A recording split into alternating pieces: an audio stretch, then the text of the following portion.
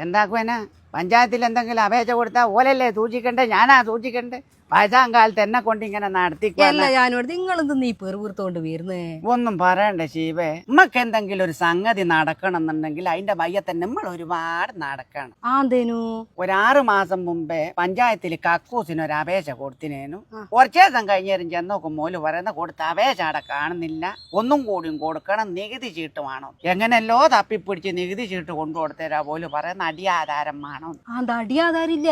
കേളപ്പാട്ടിന്റെ ആധാരം അങ്ങ് പെങ്ങൾ കൊണ്ടുപോയിക്കില്ലേ? അന്ന് കിട്ടിയ അടി മാത്രല്ലേ ബാക്കി. പിന്നെ പോയാരാ ഓല് ചോദിക്കുന്ന എന്നോട് പ്ലാൻ ഉണ്ടോ? പ്ലാൻ ഇല്ലാനാ. കേളപ്പാട്ടിന് ഇടപെടുത്തുള്ള കല്യാണിനെ കൂട്ടിയിട്ട് ഒരു സിനിമക്ക് പോകണമെന്നെല്ലാം പ്ലാൻ ഉണ്ടേനു. അത് ഞാൻ ഇടപെട്ടങ്ങ് ഇല്ലാണ്ടായി കഴിഞ്ഞു. അതൊരു വല്ലാത്ത പ്ലാനായി പോയില്ല. ഇന്നലെ പോയാരാ ഓല് പറയുന്നേ വരുമാന സർട്ടിഫിക്കറ്റ് വേണോ? എല്ലാ ശീവേ, ഇതെന്തിനാ വരുമാന സർട്ടിഫിക്കറ്റ്? ജാനുവടുത്തി വരുമാനം ഉണ്ടെങ്കിൽ നമ്മളെന്തൊക്കെ മായി തിന്നുകയെല്ലാം ചെയ്യോ?